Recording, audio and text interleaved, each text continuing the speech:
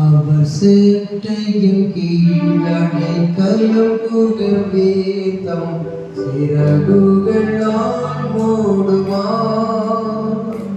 அவர் சேட்டையின் கீழடை கலப்புகள் வேதம் சிறகுகளால் மூடுவார்.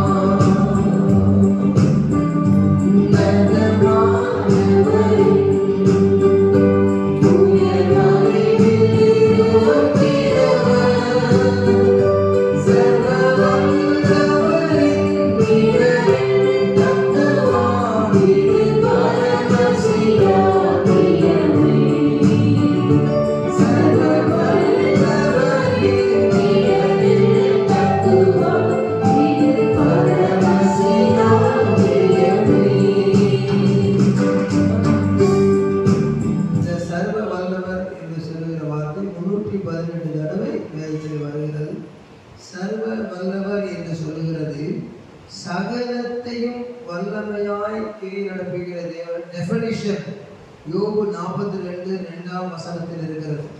யோபு 42:2 படிப்போம். யோபு 42:2 தேவரீ சகலத்தையும் செய்ய வல்லவர், நீர் செய்ய நினைத்தது. This is the definition. சகலத்தையும் செய்ய வல்லவர், சர்வ வல்லவர். இந்த காலவேளையில் ஆண்டவர் சொல்லுகிறார், என் மகனே மகளே, நான் ஒன்றை செய்ய நினைத்தால் அது தடைபடாது. நீ தடைபடுகிற காரியங்களை குறித்து நான் சகலவற்றையும் செய்ய வல்லவர் ஆனபடியினாலே ஏதாவது ஒன்று தடைபட்டால், தனிப்பட்ட வாழ்க்கையிலோ குடும்ப வாழ்க்கையிலோ எந்த ஒரு காரியத்திலும் தடைகள் வரும் பொழுது நீ உன்னதமான தேவனுடைய பிள்ளையாய் இருப்பாயானால் அது சாத்தானால் வந்த தடை அல்ல. அது ஆண்டவர் நினைக்காத காரியமாக இருக்கலாம். ஆண்டவர் நினைத்த காரியமாய் இருந்தால் அது தடைபடாது என்ற முடிவுக்கு வருவதே ஒரு தெய்வீக விசுவாசமாய் இருக்கிறது. தடைகளை தகர்க்கும் விசுவாசம் அது துதி போடுகிற விசுவாசம். ஆனால் தெய்வீக அறிவின் விசுவாசம் என்னவென்றால், நான் உன்னதமானவருடைய மறைவில் ஏற்கனவே இருக்கிறபடியால் I am always under the presence of God always, so everything work together for good for me. அதற்கு ரகசியம், அவர் சகலவற்றையும் செய்ய வல்லவர். அவர் கரத்திலே ஒன்றை ஒப்பு கொடுத்து துவங்க நினைத்துவிட்டு தடைபட்டு விட்டால் அது அவரால் தடைபட்டு இருக்கும். அவர் நினைக்காத காரியமாய் இருக்கலாம், ஆகவே தடைபட்டு போனது. அப்படியானால் தேவனுடைய நினைக்கிற காரியம் என்ன என்பதை சிந்திக்க வேண்டும். தேவன் நினைக்கிற காரியத்திற்கும் நம் நினைக்கிற காரியத்திற்கும் வித்தியாசம் உண்டு. ஏசாயா 55 6வது வசனம், 7வது வசனம், 8வது வசனத்தை படிப்போம். ஏசாயா 55 6, 7, 8. கர்த்தரை கண்டடையத்தக்க சமயத்தில் தேடுங்கள், அவர் சமீபமாய் இருக்கிறவர்களை கூப்பிடுங்கள்.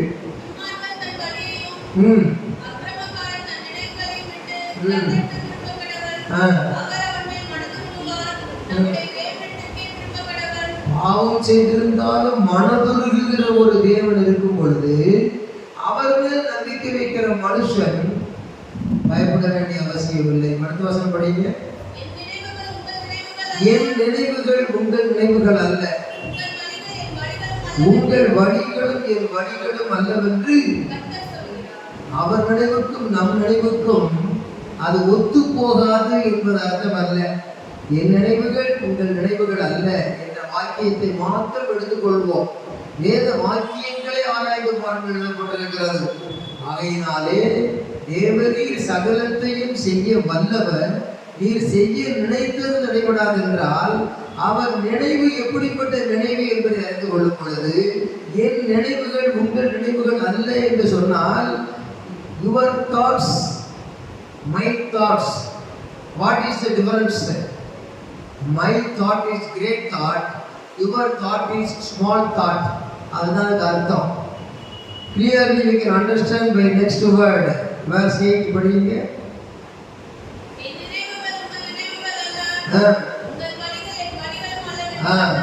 அடுத்த வசனம். பூமியை பார்க்கிலும் வானங்கள் எப்படி great thought. My thoughts are great thoughts என்று ஆண்டவர் சொல்கிறார். பூமிக்கு வானம் எவ்வளவு உயரமாய் இருக்கிறதோ அப்படியே உங்கள் வழிகளை பார்க்கிற இவர் வழிகளும். Only we are thinking about God's thoughts, thinking thoughts of God. What thoughts of God? அப்போ அவருடைய நினைவு வழிவகுக்கும் நிகழ்த்தும் நினைவு பூமிக்கு வானம் உயர்ந்திருக்கிறது போல உயர்ந்த நினைவு என்று சொல்லும் பொழுது அவர் செய்ய நினைத்தது தடைபடாது என்றால் அவர் செய்து நினைத்திருக்கிற பெரிய காரியம் தடைபடாது. நாம் ஒருவேளை அதைவிட சின்ன காரியமாக நினைத்திருந்தால் அது தடைபடும் பொழுது இதைவிட ஒரு பெரிய காரியத்தை ஆண்டவர் நினைத்திருக்கிறார். ஆகையினாலே நான் சோர்ந்து போக மாட்டேன். என் மகளே நீ சோர்ந்து போயிருக்கிறாய், என் மகனே சோர்ந்து போயிருக்கிறாய். Your thoughts are not same like highest thoughts of God. அவரை போல உயர்ந்த உன்னதமான நினைவு அல்ல. Your thoughts are small thoughts. God's thoughts always great thoughts. This is the difference between your thoughts and God's thoughts. தேவனுடைய நினைவு வித்தியாசப்பட்டவைகள். அவருடைய நினைவு நீ நினைத்திருக்கிறதை விட உயர்ந்திருக்கிறது. ஆனால் உன்னுடைய நினைவு அவர் நினைத்திருக்கிறதை விட சிறியதாக இருக்கிறது. ஆகவே தான் உன்னதமானவருடைய மறைவில் இருக்கிறவன் என்று சொல்ல அர்த்தம் என்ன? பழைய ஏற்பாட்டிலே உன்னதமானவருடைய மறைவு என்று சொல்லப்பட்டிருக்கிறது. ஆனால் புதிய ஏற்பாட்டிலே கொலோசியர் 3ஆம் அதிகாரத்திலே இப்படியாக பார்க்கிறோம். கர்த்தருக்கு ஸ்தோத்திரம். கொலோசியர் 3ஆம் அதிகாரம் 4ஆம் வசனத்தை எல்லாரும் சேர்ந்து படியுங்க.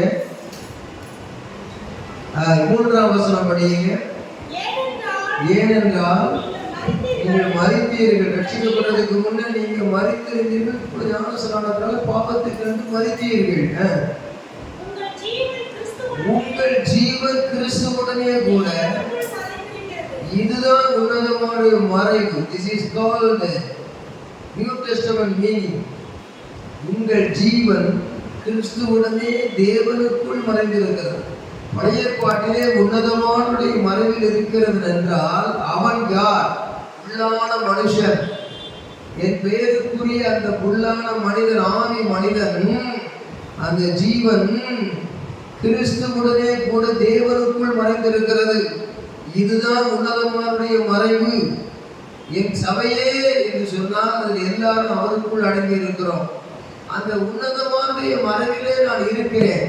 என் உயிரே அவருக்குள் அடங்கி இருக்கிறது என்று சொன்னால் என்னுடைய சகல காரியங்களிலும் அவருடைய நிழலுக்குள்ளே, அவருடைய பிரசன்னத்துக்குள்ளே நான் காணப்படும் பொழுது அந்த சர்வ வல்லவர் சகலத்தையும் செய்ய வல்லவர் செய்ய நினைத்திருக்கிற ஒரு காரியம் என் வாழ்க்கையில் இருக்கிறது.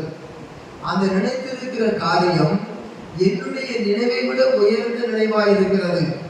அந்த உயர்ந்த நினைவுக்கு இடையிலே எத்தனையோ விதமான என் ஜீவனுக்கே பக்கம் வருகிறது போல இருந்தாலும் அந்த உயர்ந்த நினைவு இந்த பூமிக்கு வானம் உயர்ந்திருக்கிறது போல உயர்ந்திருக்கிற நினைவாய் இருக்கிறபடியால் என்னுடைய நினைவுகள் ஏதாயும் தடைப்பட்டால் என்னுடைய ஆவிக்குரிய வாழ்க்கையிலே, என்னுடைய சரீர சமுதாய வாழ்க்கையிலே எந்த காரியத்திலும் God is going to do great thing according to his thought என்று சொல்லுகிற ஒரு போல்ட்னஸ் நமக்கு இருக்க வேண்டும்.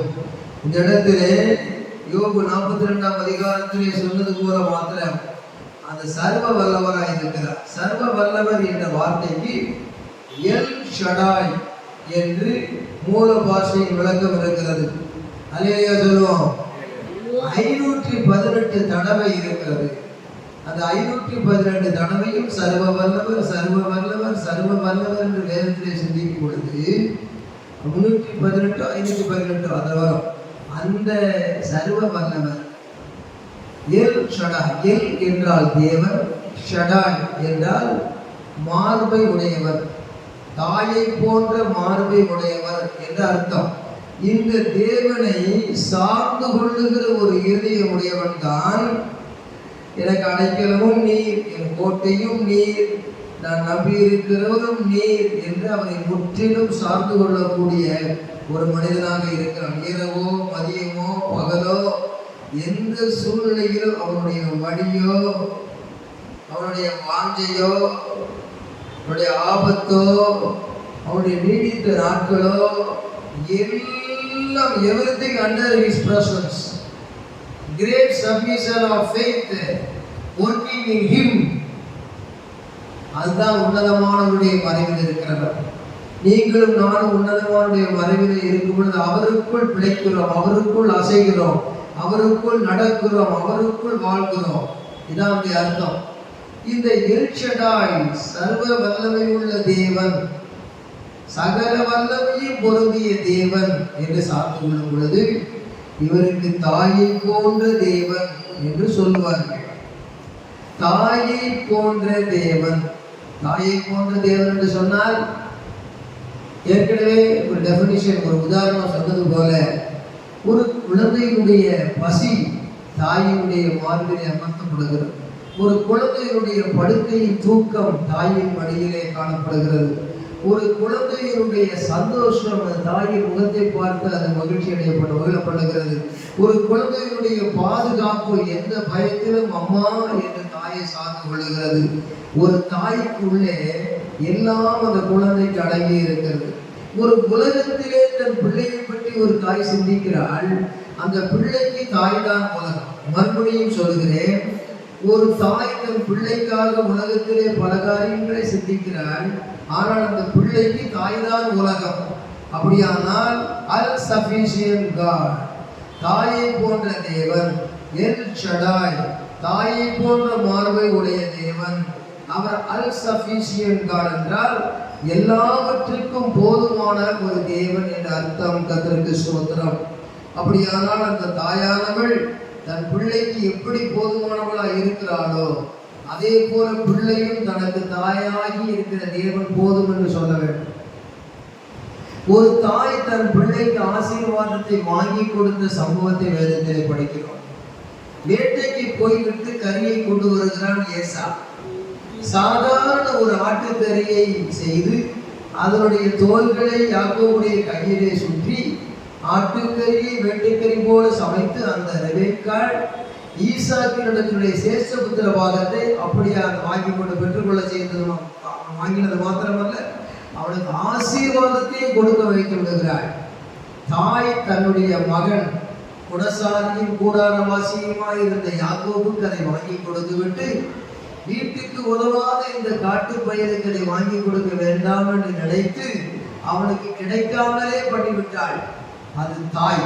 அதை போல பரிசுத்த ஆவியாகிய தேவன் ஒரு தாய் தேற்றுவது போல உங்களை தேற்றுவேன் என்று சொல்லி அந்த தேற்றரவாளனாகிய அவரை நமக்காக தேவன் தன்னுடைய குமாரனைக்கும் தான் தேற்றி குமாரனை கொண்டு தேற்றி பரிசுத்த ஆவியை கொண்டு தேற்றி நம்மை ஆவியானவர் மூலம் தேற்றுகிறவராயிருக்கிறார்.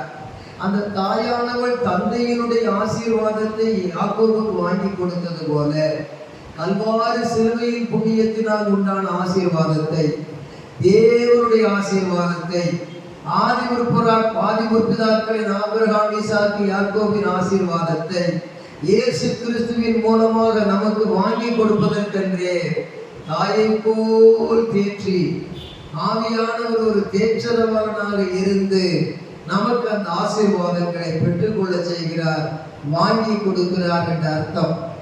ஆகவே ஒரு சாதாரண ஆட்டுக்கறியும் வெட்டைக்கறியாக மனமெடுத்தது. அந்த தோலானது ஏசாவுடைய தோலை போல கையில் சுற்றப்பட்டது. இவைகள் எல்லாம் தேவனுடைய அதிசயமான கிருபை என்றுதான் சொல்ல வேண்டும். தேவன் நியாயமாகவே மூத்தகுமாரனாகி யாக்கோபை ஆசீர்வதிக்க சித்தம் கொண்டார். அவன் பிந்தி வெளியே தாயின் வயிற்றிலிருந்து வந்தாலும் முந்தி வந்தவன் தம்பி ஏசா, பிந்தி வந்தவன் அண்ணன் யாக்கோபு. முதலாவது பிறந்த பிள்ளை இரண்டாவது உருவானவன், இரண்டாவது பிறந்த பிள்ளை முதலாவது உருவானவன். யாக்கோபு புஸ்தகத்தில் உள்ள யாக்கோபுடைய ஏசாவுடைய பிறப்பை குறித்து பவுல் சொல்லும் பொழுது தேவன் குற்றப்பிடிக்க பார்க்கிறாரோ என்று சொல்லி தேவன் குற்றம் செய்வார், தேவனை குற்றம் சாட்டுகிறவன் யார், தேவன் எப்படி குற்றம் சாட்ட முடியும் என்று பவுல் இன்றைக்கு பொதுவாக சொல்லிவிட்டார்.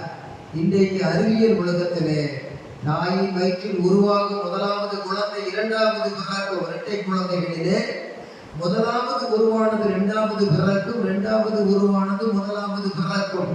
அப்படி பிறந்த ஏசா வெளியே வந்ததிலே அமுத்தவன் என்று சொன்னாலும் பெயர் கட்டப்பட்டாலும் இரண்டாவது வந்தவனே அண்ணன். ஆகவே தேவனுடைய உண்மையின்படி, தேவனுடைய நீதியின்படி, தேவனுடைய சித்தத்தின்படி அவன் 2 மடங்கு ஆசீர்வாதத்துக்கு பங்காளிக்க இராதபடி உலகம் தவறு செய்தாலும் தேவன் அந்த தவற்றை தெய்வீக ஞானத்தினாலே அவன் பெற்றுக்கொள்ள செய்ய மிக கவனமாக இருந்தார். இதிலிருந்து என்ன சொல்லப்படுகிறது? தேவனால் ஆசீர்வதிக்கப்பட்ட ஜனம், அவனை யார் சபிக்க முடியும்?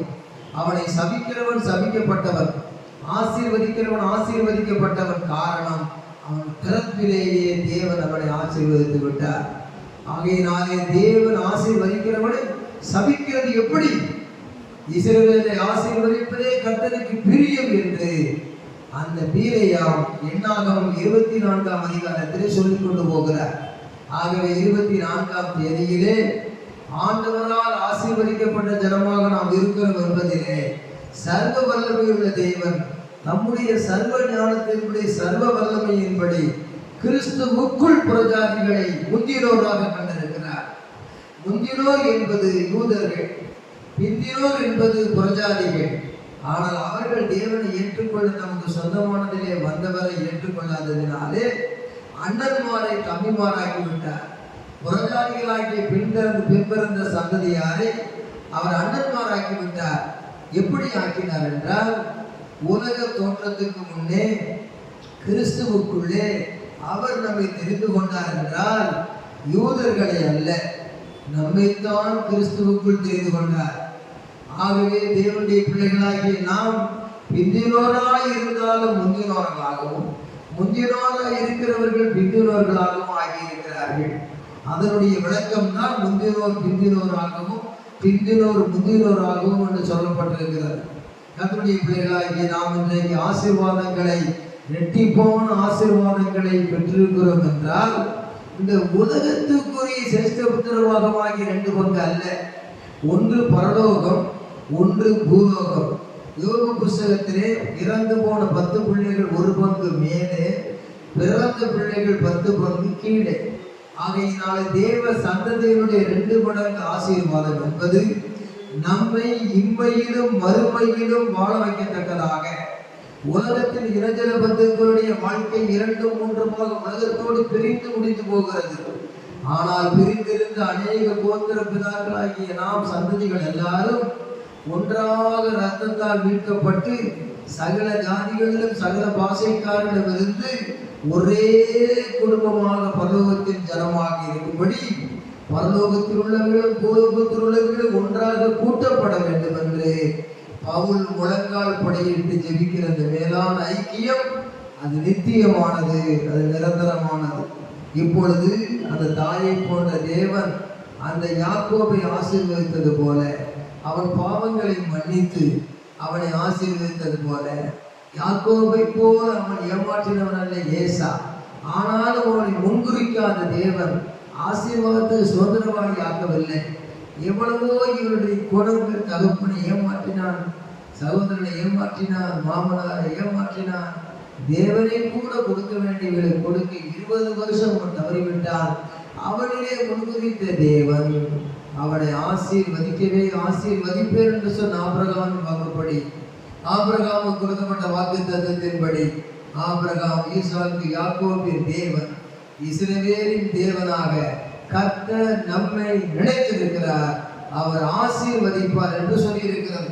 அப்படியானால் அவருடைய நினைவு நம்மை ஆசீர்வதிக்கிற நினைவு என்பதை தாவீது சொல்வது மாத்திரமல்ல, இஸ்ரவேல் ஜனத்தை சபிக்க போனவன் கூட இந்த 24ஆம் தேதி நம்பர் படி, என்னாகும் 24 முதலாம் வசனத்தின்படி இஸ்ரவேலை ஆசீர்வதிப்பது அல்ல, இஸ்ரவேலை ஆசீர்வதிப்பதே கர்த்தருக்கு பிரியம் என்று சொல்லிவிட்டதை பார்க்கிறோம்.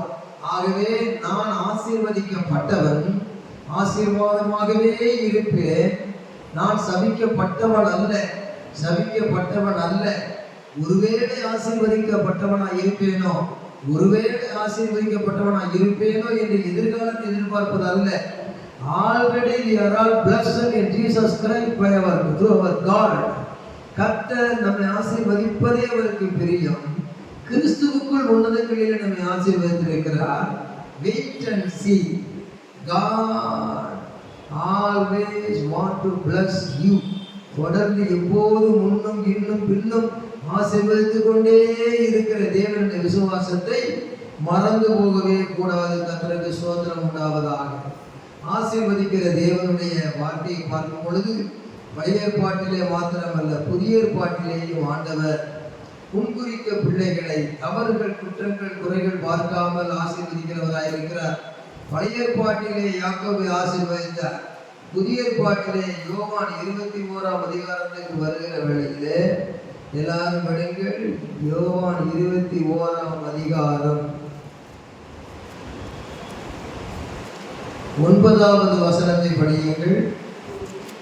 யோவான் 21:9. அவர்கள் கரையிலே வந்து இறங்கின போது கரி நெருப்பு போட்டிருக்கிறதையும் அதிலே மீன் வைத்திருக்கிறதையும் அப்பத்தையும் கண்டார்கள்.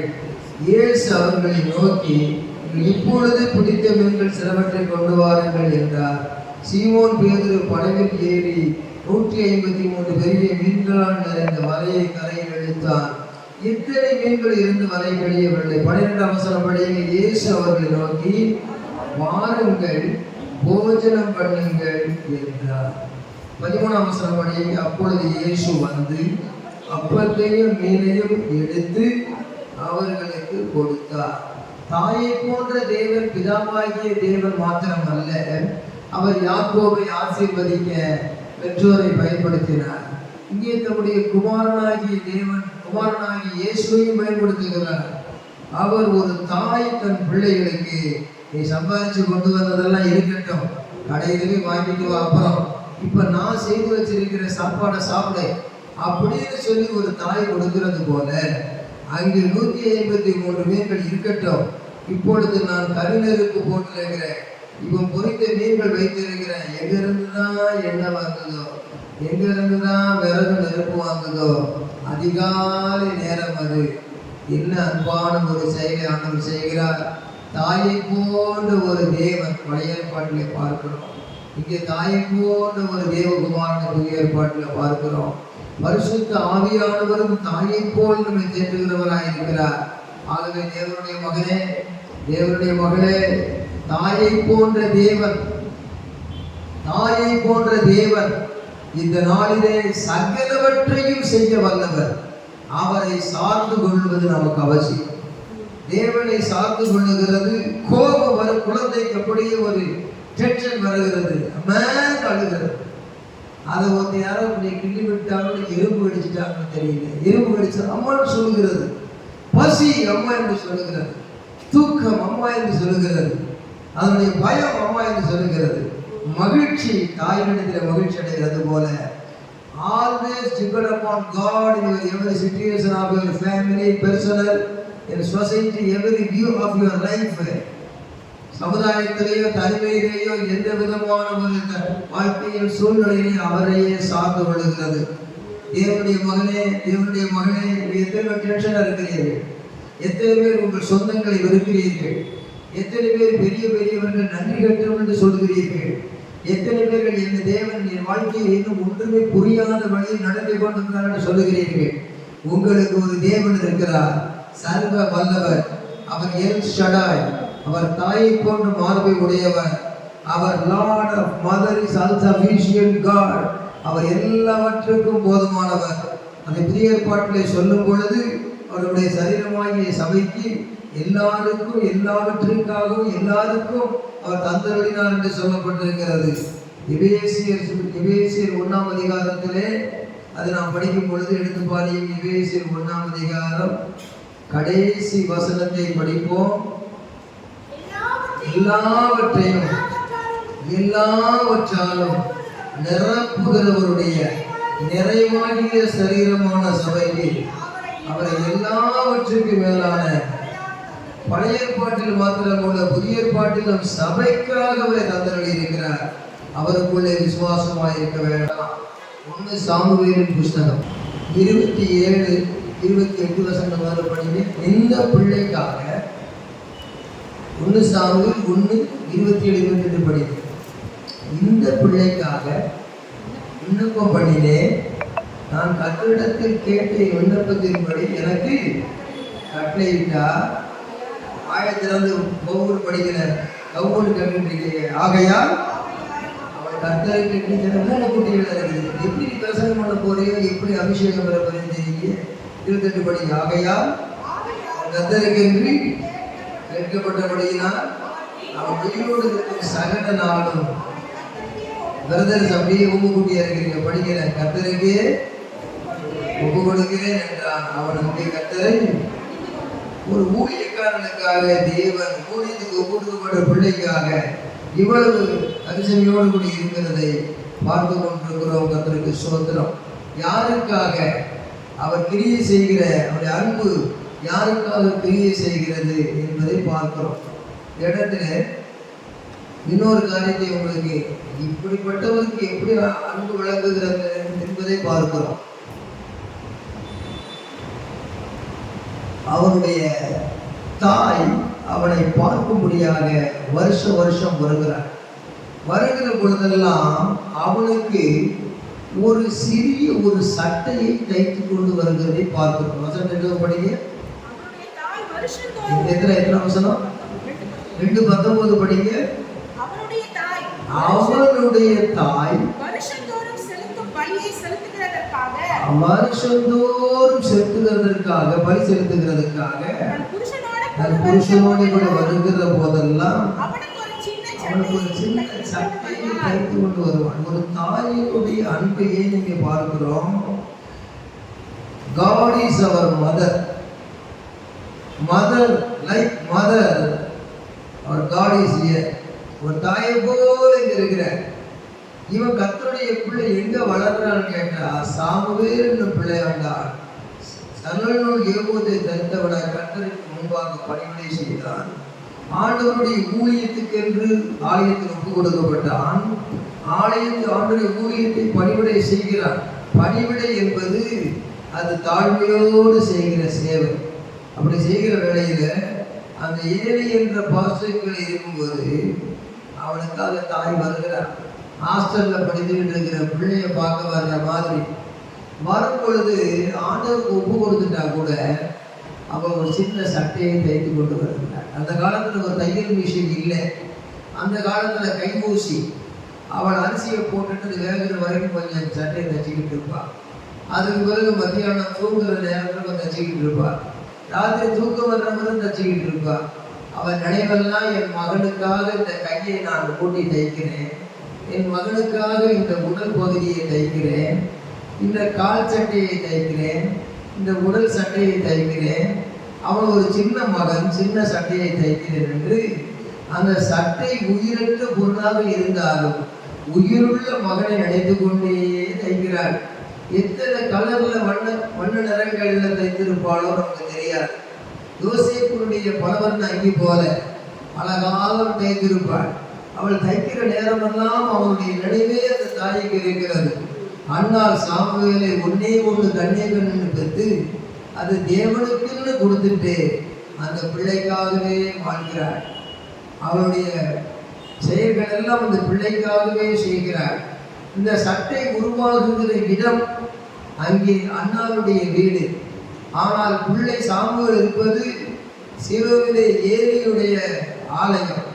ஆலயத்திற்கும் வீட்டுக்கும் தூரம் இருக்கிறது. சாமுவேல் பணிவிடை செய்து கொண்டிருக்கிற நேரத்திலே அவன் கண்கூட அவள் தாய் பார்த்து கொண்டிருக்கவில்லை. தாய் சட்டை வைத்துக் கொண்டிருப்பதை அந்த சாமுவேல் பார்த்து கொண்டிருக்கவில்லை. ஆனால் ஒப்பு கொடுக்கப்பட்ட அந்த சாமுவேலுக்கு சைவத்திலும் தூரத்திலும் வேலை நடந்து கொண்டே இருக்கிறது. அவர் செய்கிற உயர்ந்த நினைவின்படி அவனுக்கு நல்ல வேலை நடக்கிறது. ஒரு தாயை எப்படி யாக்கோபுக்கு பயனுள்ளதாக மாற்றினாரோ அதுபோல இங்கே ஒரு தாய் எப்படி இந்த இடத்திலே சாமுவேலுக்காக பயனுள்ளவளாய் மாறுகிறாள் என்று பார்க்கிறோம். ஏற்கனவே சொன்னது போல யாக்கோபின் தாயை விட இந்த சாமுவேலின் தாயை விட அந்த இயேசு கிறிஸ்து ஒரு தாய் தேற்றுவது போல தேற்றுகிறவர். சதா காலங்களிலே உயிரோடு இருந்து நான் ஒரு தேற்றரவாளன் தன்னை சொன்னார். நான் போவேன், வேறொரு தேற்றரவாளனை அனுப்புவேன் என்று பரிசுத்த ஆவி அனுப்பி நமக்குள்ளே தேற்றரவாளனை வச்சிருக்கிறார். இயேசு தேற்றிக் கொண்டிருந்தார். பிதாவாகிய தேவன் இயேசு 66:13 தாய் தேற்றுவது போல தேற்றிக் கொண்டிருந்தார்.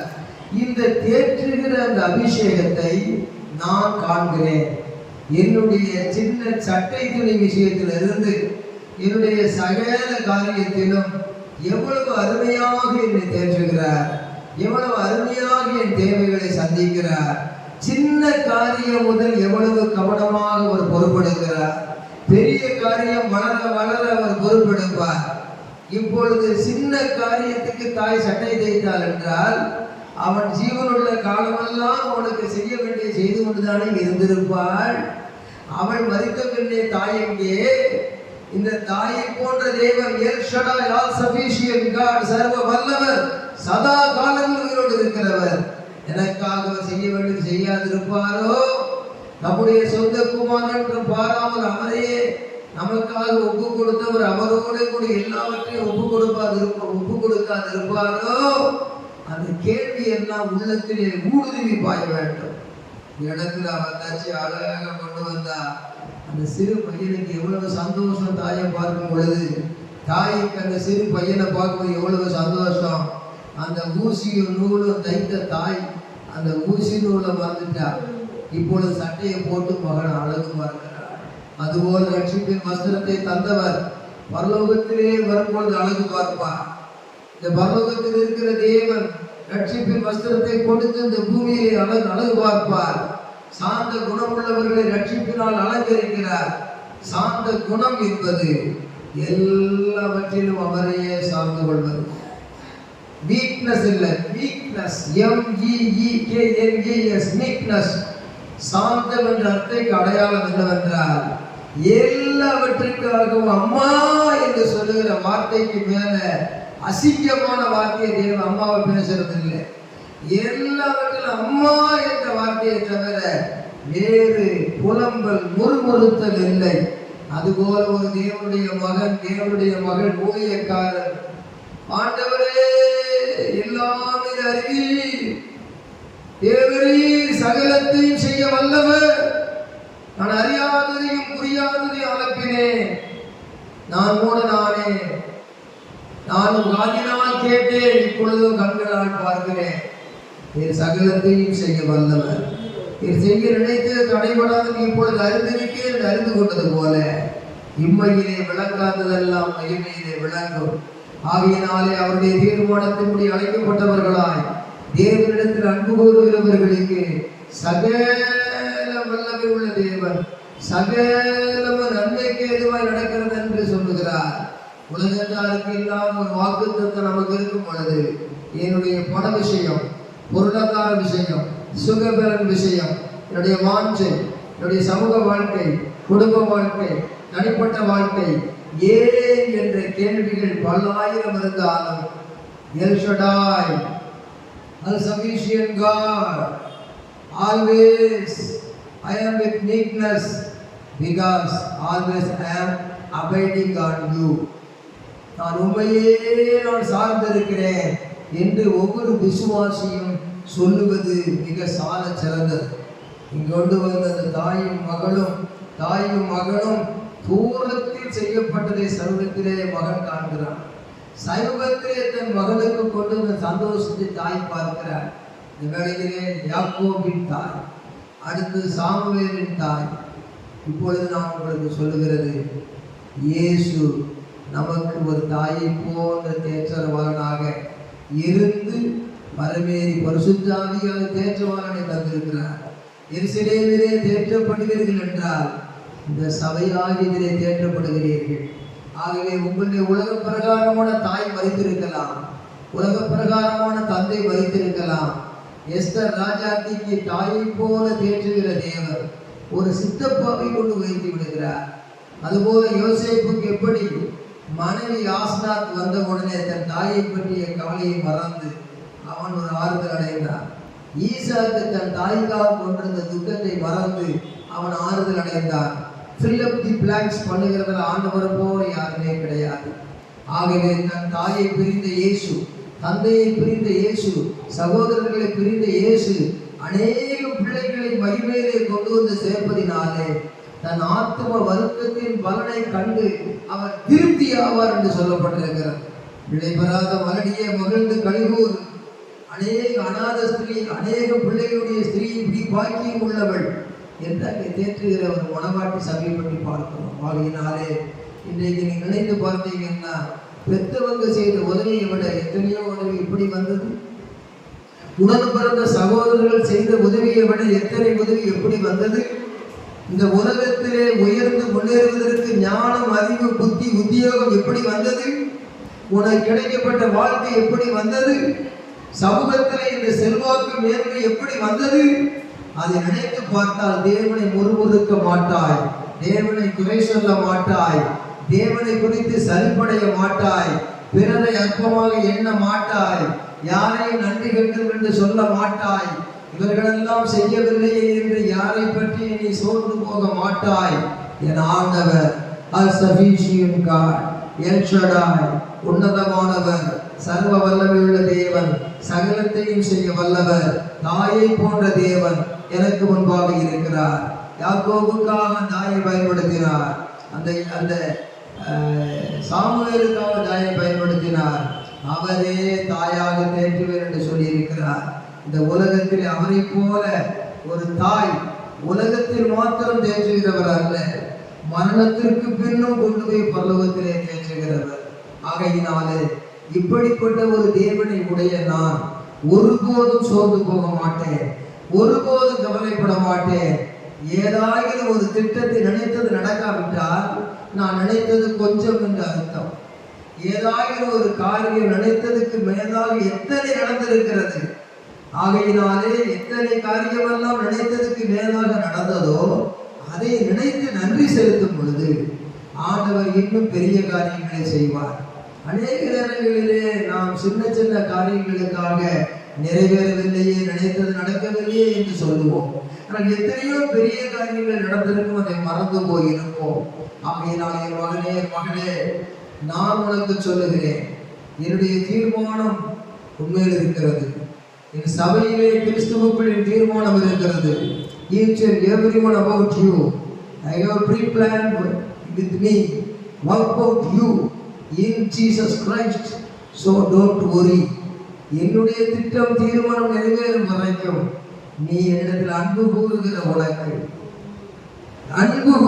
உனக்கு சகல நன்மைக்கு எதுவாய் நடக்கிறது என்பதை நீ அறிந்து கொள்வாய். இப்பொழுது இந்த அறிவோடு கூட விசுவாசமாக மகிழ்ச்சியாக இருந்து கர்த்தரை மகிமைப்படுத்த வேண்டும் என்று ஆண்டவர் சொல்லுகிறார். அல்லேலூயா சொல்லுவோம். அல்லேலூயா, அல்லேலூயா. 5 அப்பம் 2 மீன்கள் 5000 பேருக்கு தாயை போல வாங்கி ஆசீர்வதித்து பகிர்ந்து கொடுத்தவர் சமுதாயத்தில் செய்தார் என்றால் யாருமே கொடுக்க முடியாது. அவர் கொடுத்தார். ஆண்டவர் அந்த சின்ன கைப்பொருளை ஆசீர்வதித்தார். அதுபோல தேவன் உங்களிடத்தில் உள்ள கொஞ்சத்தை, உங்களிடத்தில் உள்ள சிறிய அளவு தொகையை, சிறிய அளவு பொருளை ஏற்ற வேலைக்கு அதை சாதகமாக மீதி எடுக்கத்தக்கதாக செய்ய அவர் சர்வ வல்லமை உள்ளவராக இருக்கிறார். விசுவாசத்தோடு அந்த ஆசீர்வாதங்களை தாயை போன்ற தேவனுக்கு பெற்றுக்கொள்ளும்படியாக எல்லாரும் மனது கருத்து உயர்த்தி கர்த்தரை சோதரிப்போம். எல்லாரும் வாய் திறந்து சோதரிப்போம். தாயை போல் தேற்றி நீ, தந்தை போல் அன்னை, தாயை போல் தேற்றி நீ, தந்தை போல் அன்னை, இயேசுவே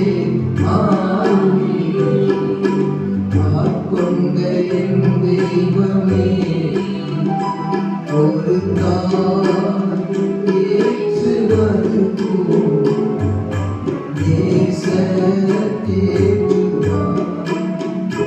மார்போடு அழைப்பாரே, அழைத்தவரே மீட்பாரே. மார்போடு அழைப்பாரே, அழைத்தவரே மீட்பாரே. ஒரு தாய் ஏற்றுவது போல் நேசத்தேற்றுவார்.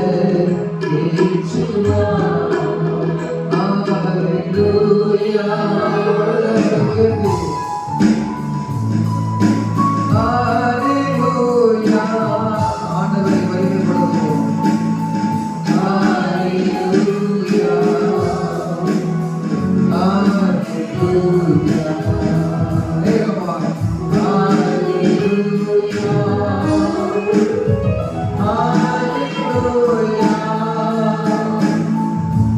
Hallelujah.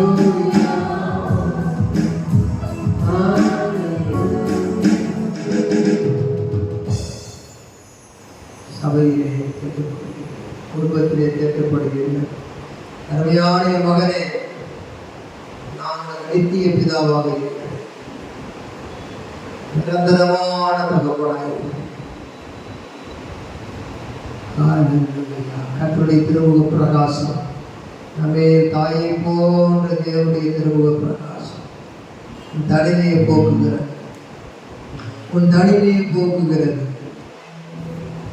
நீ கவலைப்படுவதை பார்க்கிலும் உன் குடும்பத்திற்காக நான் கவலைப்படுகிறவராய் இருக்கிறேன் என்பதை ஒரு தாய் தேற்றுவது போல தேற்றுகிற தேவனோடு சொல்லுகிறேன். ஹல்லேலூயா, ஹல்லேலூயா, ஹல்லேலூயா. கவலைப்படுகிறது என்றால் I am care for you. கவலை என்றால் என்ன செய்து திகைப்பதல்ல. God cares for you. உனக்காக அவர் கரிசனை கொள்ளுகிறவராய் இருக்கிறார். உன் வீட்டின் சகல காரியங்களையும் பார்க்கிறார். உன்னுடைய எல்லா இருதயத்தின் வாஞ்சைகளையும் பார்க்கிறார். உன் விருப்பங்களையும் பார்க்கிறார். எல்லாரும் சொல்லுங்க, ஆண்டவரே, எல்லாரும் சொல்லுங்க, ஜெபித்து முடிக்கலாம். ஆண்டவரே, என் நினைவுகளை விட உம்முடைய நினைவுகள் உயர்ந்திருக்கிறபடியா உமக்கு ஸ்தோத்திரம். தாயை போன்ற தேவனே, உமக்கு ஸ்தோத்திரம். நான் நினைப்பது தடைபட்டால் நீர் நினைப்பது தடைபடாது. ஆண்டவரே, நீர் தாயாக இருக்கிறபடியா, தந்தையாக இருக்கிறபடியா எல்லாம் நன்மைக்கென்று நான் விசுவாசிக்கிறேன், உம்மை ஸ்தோத்திரிக்கிறேன். உடைய சாட்சியை சபை நடுவிலே என்னை கொண்டு எங்களை கொண்டு மகிமைப்படுத்த போகிறபடியா உமக்கு ஸ்தோத்திரம். தேவன் உங்களுக்காக அப்படியே சொல்வார். உங்களுடைய ஒவ்வொரு வார்த்தையும் அவர் அறிகிறார், ஒவ்வொரு வார்த்தையும் அவர் அறிகிறார். இப்படித்தான் காரியங்கள் நடக்குமோ என்பது எனக்கு தெரிய வேண்டிய அவசியம் இல்லை. நான் சிந்திக்கலாம், ஆனால் அவர் செய்ய நினைத்தது தடைபடவே பட. அதற்காக கர்த்தர் நினைத்திருக்கிறார், ஆசீர்வதிப்பார். நீங்கள் எதிர்பார்த்திருக்கிற முடிவை உங்களுக்கு கொடுக்கும்படி உங்கள் பேரில் நினைத்திருக்கிற நினைவுகளை நான் அறிந்திருக்கிறேன். அவைகள் தீமைக்கு அல்ல, சமாதானத்தின் ஏதுவான நினைவுகளாக இருக்கிறது என்று கர்த்தர் திருவுளப்பட்டிருக்கிறார். விசுவாசத்தோடு கரங்களை தட்டி கர்த்தர் இயேசு கிறிஸ்துவின் நாமத்தினால் எழுதுகிறோம், ஆசீர்வாதத்தை எடுத்துக் கொள்ளுகிறோம். நல்ல பிதாவே, ஆமென். இந்த கர்த்தராகிய இயேசு கிறிஸ்துவின் கிருபை, பிதாவாகிய தேவனுடைய அன்பு, பரிசுத்தாவின் அந்யோன்ய ஐக்கியம் அனைவரோடும் கர்த்தரை வருகை வந்து இருப்பதாக. ஆமென். டாக்டர்